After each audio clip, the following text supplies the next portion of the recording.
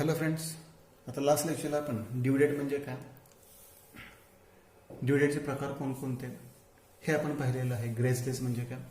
आता या एक्झाम्पलमध्ये या लेक्चरमध्ये आपण honour of bill, retirement of bill, dishonour of bill आणि नोटिंग चार्जेस हे जे पॉईंट्स आहेत हे थोडक्यामध्ये पाहणार आहोत. आता याच्यामध्ये एक एक्झाम्पल घेतलेलं आहे मी. A sold goods of ₹20,000 to be on credit on 10th April 2020. किती तारखेला माल विकलेला आहे? 10 एप्रिल 2020 ला माल विकलेला आहे. And draws a 3 months bill for the same. आता हुंडी तयार केलेली आहे. किती तारखेला हुंडी तयार केलेली आहे? 10 एप्रिल 2020 रोजी हुंडी तयार केली. किती महिन्याची हुंडी आहे? 3 महिन्याची. म्हणजे याच्यामध्ये 3 months ऍड करूया. मंथच्या खाली आपण मंथ घेऊयात. 3 months म्हणजे तारीख किती येणार आहे? 10 एप्रिल नंतर 3 महिन्यामध्ये एप्रिल, मे, जून आणि जुलै. 10 जुलै 2020. आणि सवलतीचे कंपल्सरी किती दिवस मिळवतो आपण? 3 दिवस मिळवतो. 3 days. म्हणजे तारीख किती आलेली आहे? 13 जुलै 2020. याला आपण काय म्हणणार आहोत? Due date.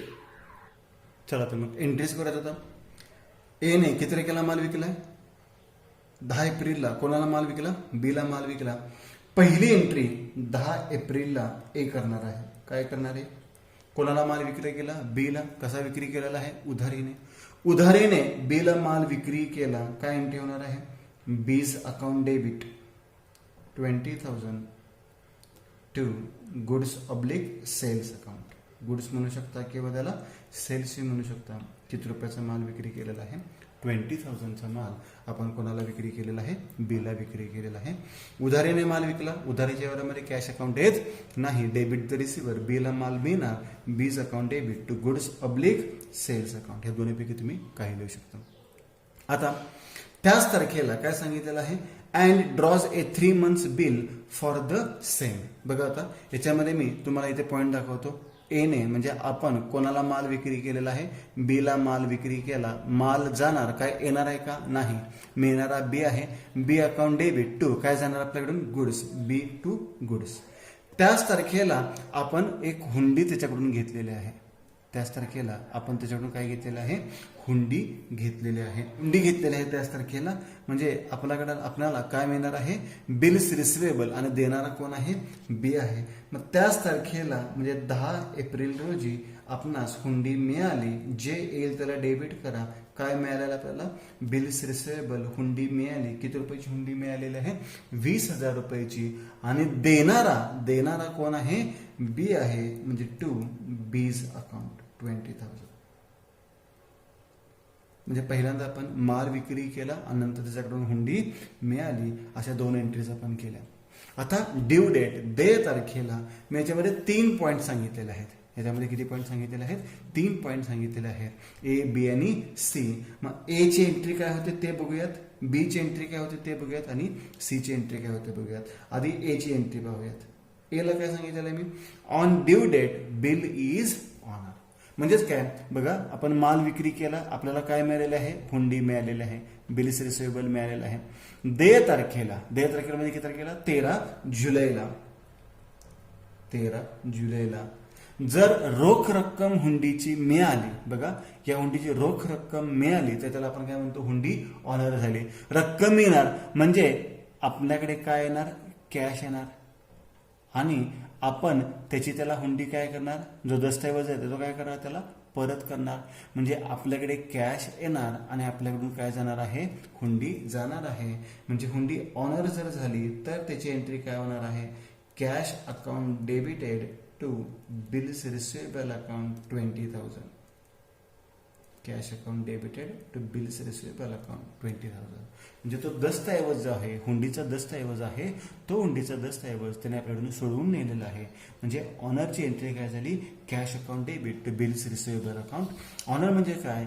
When an acceptor म्हणजेच ड्रॉवी, संमती देणारा, makes the payment of a bill, हुंडीची संपूर्ण रक्कम देतो, on its due date, then it is said to be honour. म्हणजे हुंडी ऑनर झालेली आहे. ऑनर झालेले म्हणजे ऍक्सेप्टरने त्या हुंडीचे पैसे कोणाला दिलेले आहेत, ड्रॉवरला दिले, म्हणजे त्याच्याकडून पैसे जाणार आणि त्याला काय मिळणार आहे, हुंडी मिळणार आहे. आपण एच्या पुस्तकात एंट्रीज करतोय. ए काय म्हणणार, हुंडीची रोख रक्कम मिळाली आणि हुंडी गेली, म्हणजे ऑनरची एंट्री होणार cash account debit to bills receivable account. आता सेकंडचा पॉईंट पाहूया. सेकंड पॉईंट काय आहे, on due date bill is dishonour, म्हणजे ती हुंडी काय झाली, डिसऑनर झाली.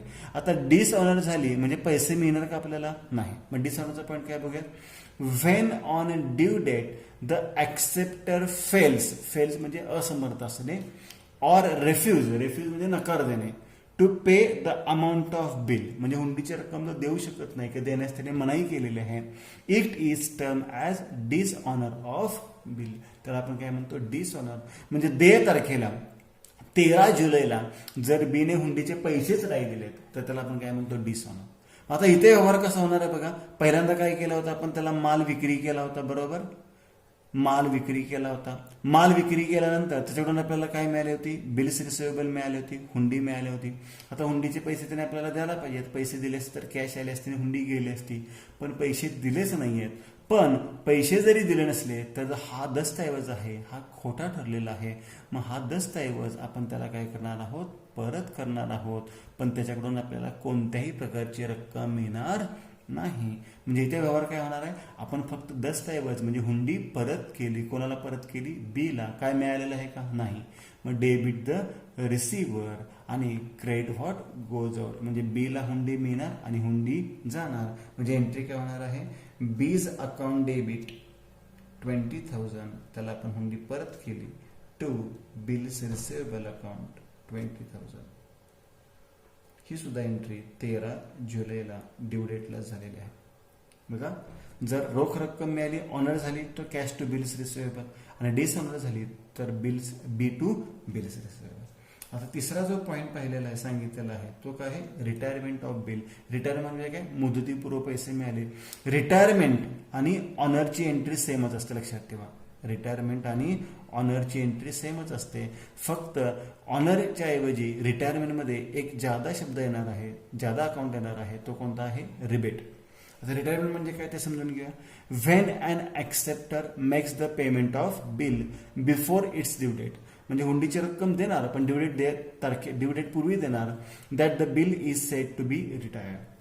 जर ड्रॉवीने हुंडीची संपूर्ण रक्कम ड्रॉवरला मुदतीपूर्व दिली तर त्याला रिटायर असं म्हणतो. इन सच केस, अशा परिस्थितीमध्ये ड्रॉवी मे रिसीव्ह सम डिस्काउंट, त्यालाच आपण काय म्हणतो, rebate for the unexpired period. म्हणजेच काय की 3 महिन्यानंतर पैसे देणार असतो तो, अचानक तो म्हणतो की 1 महिन्यापूर्वी पैसे देतो. मग 1 महिन्यापूर्वी तो पैसे देणार आहे तर 1 महिन्याचं त्याला काय दिलं पाहिजे, आपल्याला रिबेट दिला पाहिजे, बरोबर. म्हणजे हुंडीचे पैसे मिळणार पण आपण त्याला काही रक्कम सूट देणार, बरोबर.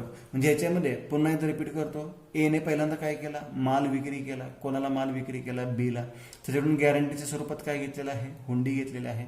आता मुदत ठरली होती 13 जुलै, पण त्याच्या आधी 1 महिना, म्हणजे 13 जुलैच्या ऐवजी काय येणार आहे, 13 जून. 13 जूनला काय झालं की तो हुंडीची रक्कम घेऊन आला आपल्याकडे आणि आपण त्याला काही रक्कम सूट दिली. आता किती रुपये सूट दिले ते इथे सांगितलेलं आहे. Before 1 month bill is retired bye paying ₹19,800. 20,000 ऐवजी किती रुपये घेतले आपण, 19,800. म्हणजे सूट किती रुपये दिली, 200 रुपये सूट दिलेली आहे. म्हणजे याच्यामध्ये रोख रक्कम आली आणि हुंडी गेली. मग काय येणार आपल्याकडे, कॅश अकाउंट डेबिट, पण संपूर्ण कॅश घेणार नाही आपण. 20 पैकी किती घेतले, 19,800. म्हणजे 200 रुपये डेबिटला आले, त्याला आपण काय म्हणणार,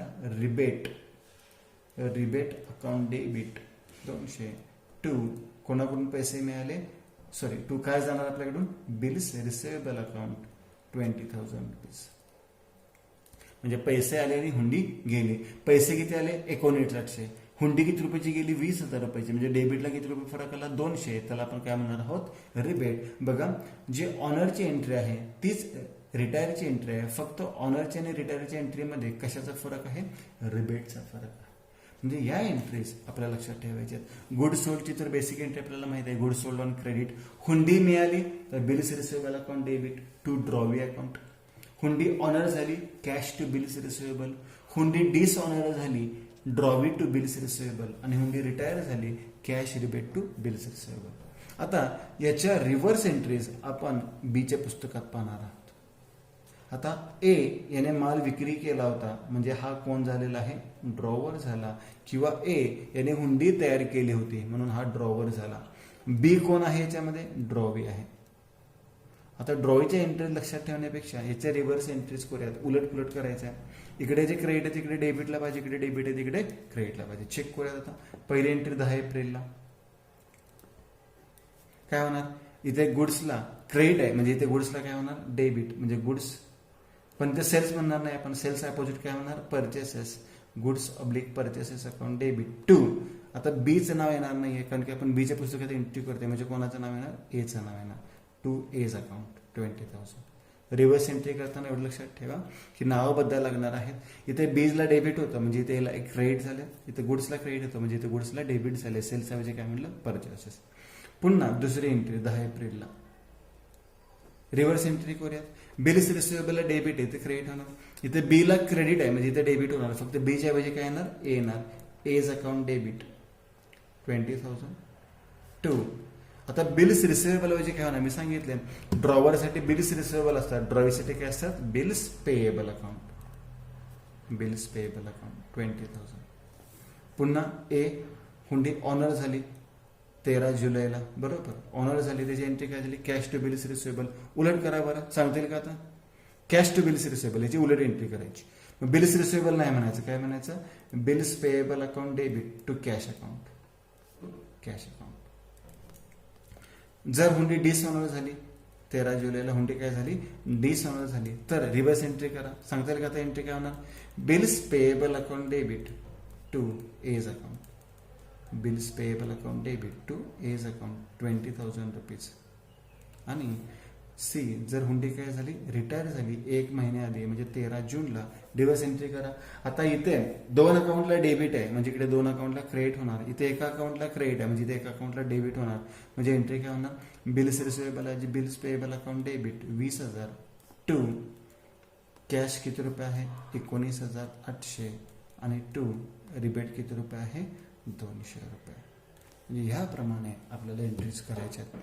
ऑनर ऑफ बिल असेल, रिटायरमेंट ऑफ बिल असेल किंवा डिसऑनर ऑफ बिल असेल. आता याच्या एंट्रीज लक्षात कशा ठेवायच्या आहेत बघा. Honour of bill, honour of bill म्हणजे हुंडीची रोख रक्कम मिळाली, काय एंट्री होणार आहे, cash account debit to bills receivable account. म्हणजे पैसे मिळाले आणि हुंडी गेली. ऑनर ऑफ बिलची एंट्री काय लक्षात ठेवायची, cash account debit to bills receivable account. Retirement of bill, आता मी सांगितलंय रिटायरमेंट आणि ऑनरची एंट्री सेमच असते. रिटायरमेंट आणि ऑनरची एंट्री सेमच असते, फक्त ज्या बाजूला कॅश अकाउंट येतो त्याच बाजूला रिबेट अकाउंट घ्यायचा. म्हणजे एंट्री काय होणार आहे, cash account debit rebate account debit to bills receivable account. आणि सर्वात शेवटची डिसऑनरची एंट्री लक्षात ठेवा. डिसऑनर ऑफ बिल म्हणजे हुंडी जर रद्द झाली, त्याने आपल्याला पैसे दिले नाहीत तर त्याची त्याला हुंडी परत करायची. Drawee account debit, drawee account debit to bills receivable account. या पद्धतीने तुम्हाला एंट्री लक्षात ठेवायची. ऑनरची entry cash to bills receivable, रिटायरमेंटची cash rebate to bills receivable आणि डिसऑनरची काय होणार, drawee account debit to bills receivable account. आता याच्यामध्ये एक एक्स्ट्रा पॉईंट मी घेतलेला आहे, नोटिंग चार्जेस. आणि नोटिंग चार्जेस हा जो पॉईंट आहे हा डिसऑनर ऑफ बिलमध्ये येतो, म्हणजे या एंट्रीमध्ये येतो, बाकी कोणत्याही एंट्रीमध्ये येत नाही. ऑनरमध्ये येत नाही, रिटायरमेंटमध्ये येत नाही किंवा इतर कुठल्याही एंट्रीमध्ये नोटिंग चार्जेसचा पॉईंट येत नाही. तर नोटिंग चार्जेस म्हणजे काय ते आता एक्सप्लेन करूयात. आता लक्षात घ्या, असं समजूयात की आपण माल विक्री केला होता, बरोबर. आपण एने कोणाला माल विक्री केला होता, बीना माल विक्री केला होता उधारीने. त्याच्याकडून आपल्याला काय मिळाली होती, हुंडी मिळाली होती.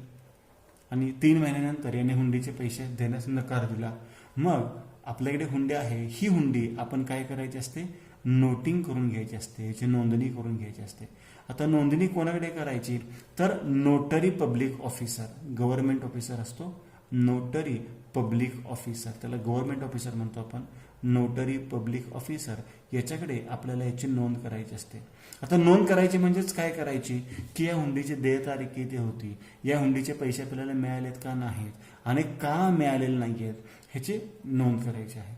मग नोटरी पब्लिक ऑफिसरकडे आपण याची नोंद केली तर तो आपला कायदेशीर पुरावा असा होतो. आता याचा खर्च आहे, याचा खर्च प्रथम कोणाला द्यावा लागणार? एलाच द्यावा लागणार, कारण की नोंदणी तोच करणार आहे. पण या खर्चाची रक्कम कोणाकडून वसूल करायची असते? ड्रॉवीकडून, कारण की त्याने हुंडी डिसऑनर केलेले आहे. बरोबर, म्हणजे सुरुवातीला खर्च आपण करायचा, पण नंतर ते ड्रॉवीकडून काय करायचे असते? वसूल करायचे असतात.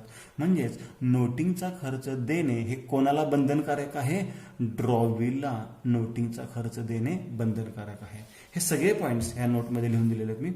Noting charges when a bill of exchange is dishonour, सांगितलंय मी, फक्त आणि फक्त डिसऑनर मध्ये नोटिंग चार्जेस येतात. When a bill of exchange is dishonour, the holder म्हणजे ज्याच्याकडे हुंडी आहे can get such fact noted on the bill by a notary public. Notary public ऑफिसरकडे त्याची नोंद करणे आवश्यक असतं. The advantages of noting is that the evidence of dishonor bill is secured. म्हणजे कायदेशीर पुरावा म्हणून ते आपल्याकडे नोटिंग राहतात. The noting is done by recording the fact of dishonor. हे नोटिंग कसं केलं जातं? तर त्याचे फॅक्ट आहेत, त्याची कारणं आहेत, त्या हुंडीवर लिहिले जातात. द डेट ऑफ डिसऑनर, कोणत्या तारखेला हुंडी डिसऑनर झाली. द रिझन ऑफ डिसऑनर, का हुंडी डिसऑनर झाली. If any. For doing all this notary public charges his fees which is called as noting charges. हे सर्व करण्याकरिता, ज्याची नोंद करण्याकरिता नोटरी पब्लिक ऑफिसर आहे तो काही रक्कम आकारतो, काही फीज घेतो, त्याला आपण काय म्हणतो? नोटिंग चार्जेस असं म्हणतो. These noting charges are initially paid by holder of the bill. हे नोटरिंग चार्जेसचे पैसे पहिल्यांदा होल्डरला द्यावे लागतात, कारण की ए काय करतो? त्याची नोंदणी करायला जातो, बी तिथे अस्तित्वात असतो, ए काय करतो? नोटरी पब्लिक ऑफिसरकडे जातो, त्याची नोंदणी करतो, म्हणजे एलाच पैसे द्यावे लागणार आहेत, कारण की त्याच्याकडे हुंडी आहे. अँड देअर आफ्टर, आणि नंतर रिकवर इट म्हणजे वसूल करायचे असतात फ्रॉम द ऍक्सेप्टर. ऍक्सेप्टर म्हणजे कोण? ड्रॉवी. ज्याने हुंडीला संमती दिली होती त्याच्याकडून हुंडीचे पैसे त्याने घ्यायचे असतात. म्हणजे पहिल्यांदा आपण द्यायचे, नंतर त्याच्याकडून वसूल करायचे. Ultimately these charges are borne by drawee. म्हणजेच काय की नोटिंग चार्जेसचे पैसे हे नेहमी कोणी द्यायचे असतात? ड्रॉवीनेच द्यायचे असतात. Who is primarily liable for it, कारण की तो त्याची रक्कम देणे असतो. म्हणजे नोटिंग चार्जेस हे कशामध्ये येणार आहेत? डिसऑनरच्या एंट्रीमध्ये येणार आहेत. हा पॉईंट तुम्हाला लक्षात ठेवायचा आहे. आता मी ऑनरची एंट्री सांगितली, रिटायरमेंटची एंट्री सांगितली, डिसऑनरची एंट्री सांगितली. याच एंट्रीज जरा पुन्हा एकदा मी इथं लिहून देतो. बघा, या एंट्रीज तुम्हाला आज लक्षात ठेवायच्या आहेत. मी डाव्या बाजूला म्हणतो ड्रॉवर, उजव्या बाजूला म्हणतो ड्रॉवी. तुम्ही सुद्धा या एंट्रीज लिहून घ्यायच्या आहेत, ड्रॉवर आणि ड्रॉवी. तर मी इथेच तुम्हाला एंट्रीज लिहून देतो, हे तुमच्या लक्षात राहील. बघा, लेफ्ट हँड साईडला म्हणतो मी ड्रॉवर, राईट हँड साईडला म्हणतो मी ड्रॉवी. Number 1, goods sold. जर ड्रॉवीला माल विकला उधारीने तर एंट्री काय करणार आपण? Drawee account debit to sales account. Drawer म्हणणार माल विक्री केला, ड्रॉवी काय म्हणणार? माल खरेदी केला, परचेस केला. रिव्हर्स एंट्री होणार, म्हणजे एंट्री काय होणार आहे? परचेसेस अकाउंट डेबिट टू, कोणाकडून खरेदी केला? ड्रॉवरकडून. इथं ए बी म्हणण्याच्या ऐवजी मी ड्रॉवर आणि ड्रॉवीचा उल्लेख करतो. आता त्याच तारखेला हुंडी मिळाली. बघा, माल विकल्यानंतर काय मिळाली? हुंडी मिळाली. काय एंट्री होणार आपली? Bills receivable account debit to, कोणाकडून हुंडी मिळालेली आहे? ड्रॉवीकडून हुंडी मिळाली, ड्रॉवी अकाउंट. इकडे काय म्हणणार? हुंडी दिली. कोणाला हुंडी दिली? ड्रॉवरला हुंडी दिली. म्हणजे एंट्री काय होणार आहे? Debit the receiver, drawer account debit to, काय दिलेले आहे? हुंडी दिलेली आहे, म्हणजे bills payable account. Reverse entry तुम्ही लक्षात ठेवा. इथं जे डेबिट तिकडे क्रेडिट, इकडे क्रेडिट तिकडे डेबिट. फक्त बदल काय करायचा ते तुमच्या लक्षात आलं पाहिजे. आता हुंडी जर ऑनर झाली, 10 तारखेला हुंडी ऑनर झाली. ऑनर झाली म्हणजे काय? हुंडीची रोख रक्कम मिळाली, म्हणजे कॅश येणार. ऑनर म्हणजे काय? कॅश येणार आणि हुंडी जाणार. Cash account debit to bills receivable account. इकडे काय म्हणणार? कॅश जाणार आणि हुंडी येणार, म्हणजे रिव्हर्स एंट्री करायची. म्हणजे एंट्री काय होणार आहे? Bills payable account debit to cash account. एक जण म्हणला कॅश आली तर दुसरा काय म्हणणार? कॅश गेली. एक जण म्हणला हुंडी गेली तर दुसरा काय म्हणणार? हुंडी आली. उलट करायचं, लक्षात ठेवा. आता जर हुंडी काय झाली? डिसऑनर झाली, तर मी ऑनर म्हणतो. ठीक आहे, डिसऑनरच्या ऐवजी मी रिटायर म्हणतो. जर हुंडी काय झाली? रिटायर झाली, तर एंट्री हीच. फक्त याच्यामध्ये काय येणार आहे, रिबेट येणार आहे. म्हणजे एंट्री काय होणार आहे, कॅश अकाउंट डेबिट. ज्या बाजूला कॅश अकाउंट येतो त्याच बाजूला डिस्काउंट म्हणजे रिबेट अकाउंट येतो. Rebate account debit to bills receivable account. आता इकडची एंट्री रिव्हर्स होणार आहे. काय एंट्री होणार आहे, बिल्स पेएबल अकाउंट डेबिट, हुंडी मिळाली टू काय जाणार आपल्याकडून, कॅश टू कॅश, आणि टू काय येणार आहे, रिबेट अकाउंट. परंतु जर हुंडी डिसऑनर झाली तर एंट्री काय होते लक्षात ठेवा.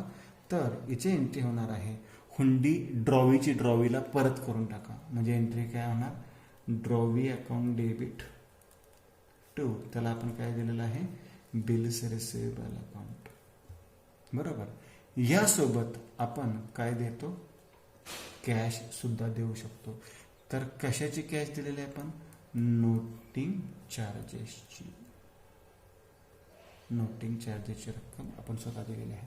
हा एक पॉईंट तुम्हाला लक्षात ठेवायला लागेल. जर नोटिंग चार्जेस सांगितले असतील तर, कारण की ही रक्कम ड्रॉवीला आपण ड्रॉवीकडून आपण वसूल करणार. म्हणजे drawee account debit to bills receivable account to cash account. जर नोटिंग चार्जेसची रक्कम आपण दिली तर, आणि इकडे एंट्री कशी होणार आहे, तर रिव्हर्स एंट्री होणार. काय एंट्री होणार आहे, त्याला काय मिळणार, बिल्स पेएबल अकाउंट डेबिट. त्याला कॅश मिळणार आहे का, नाही. तर हा ड्रॉवीचा खर्च दाखवायचा असतो. म्हणजे noting charges account debit to कोणाकडून हुंडी मिळाली, ड्रॉवरकडून हुंडी मिळाली. या एंट्रीज तुम्हाला व्यवस्थित लक्षात ठेवायच्या आहेत. या आहेत ड्रॉवरच्या पुस्तकातल्या एंट्रीज, आणि या कोणाच्या पुस्तकातल्या एंट्रीज आहेत, ड्रॉवीच्या पुस्तकातल्या. माल विक्री केला, ड्रॉवी टू सेल्स. हुंडी मिळाली, बिल्स रिसिवेबल टू ड्रॉवी. हुंडी ऑनर झाली, कॅश टू बिल्स रिसिवेबल. हुंडी रिटायर झाली, cash rebate to bills receivable. आणि हुंडी डिसऑनर झाली तर ड्रॉवी टू बिल्स रिसिवेबल, आणि नोटिंग चार्जेसची आपण रक्कम दिली तर कॅश. शक्यतो हे एंट्री एक्झाम्पलमध्ये कधी आलेलं नाहीये, पण ही एंट्री मात्र नेहमी लक्षात ठेवायची तुम्हाला. ड्रॉईच्या पुस्तकात माल खरेदी केला, परचेसेस टू ड्रॉवर. हुंडी दिली, ड्रॉवर टू बिल्स पेएबल. हुंडी ऑनर केली म्हणजे हुंडीचे पैसे दिले, बिल्स पेएबल टू कॅश. हुंडी रिटायर केली, मुदतीपूर्व पैसे दिले, bills payable to cash to rebate. आणि हुंडी डिसऑनर झाली म्हणजे रद्द होऊन फक्त आपल्याकडे आली आणि नोटिंग चार्जेसचे पैसे देणे आहे, म्हणजे bills payable account debit, noting charges account debit to drawer account. जर नोटिंग चार्जेस नसतील तर ड्रॉवी टू बिल्स रिसिवेबल आणि बिल्स पेएबल टू ड्रॉवर. एवढी लक्षात ठेवा. जर नोटिंग चार्जेसची रक्कम आली तर इथे ही एंट्री तुम्हाला व्यवस्थित लक्षात ठेवायची आहे. ही खूप महत्त्वाची एंट्री आहे आणि ही एंट्री तुम्ही लक्षात ठेवा. जर नोटिंग चार्जेस नसतील तर bills payable to drawer. Noting charges असतील तर bills payable noting charges to drawer. या एंट्रीज आज व्यवस्थित लक्षात ठेवा. नोटिंग चार्जेस हा खर्च कोण आकारतो, तर नोटरी पब्लिक ऑफिसर आकारतो. याची रक्कम कोणी द्यायची असते, तर ड्रॉवीने पेड करायची असते. सुरुवातीला कोणीही पेड करेल, पण त्याच्यानंतर सर्वात शेवटी ड्रॉवीने पेड करायची असते. आणि नोटिंग चार्जेसचा पॉईंट केव्हा येतो, जेव्हा हुंडी काय होते, डिसऑनर होते, तेव्हा त्याची गरज पडते, तेव्हा नोटिंग करणे आवश्यक आहे. मग या इथे आपण ऑनरची एंट्री पाहिलेली आहे, रिटायरची एंट्री पाहिलेली आहे आणि डिसऑनरची एंट्री पाहिलेली आहे. आणि फक्त डिसऑनरच्या एंट्रीमध्ये कशाचा पॉईंट येऊ शकतो, नोटिंग चार्जेस. आता ह्याच्यानंतर एन्डोर्समेंट ऑफ बिल म्हणजे काय, बिल सेंट फॉर कलेक्शन म्हणजे काय, किंवा बिल डिस्काउंटेड म्हणजे काय, हे पॉईंट आपण नेक्स्ट लेक्चरमध्ये पाहणार आहोत. थँक्यू.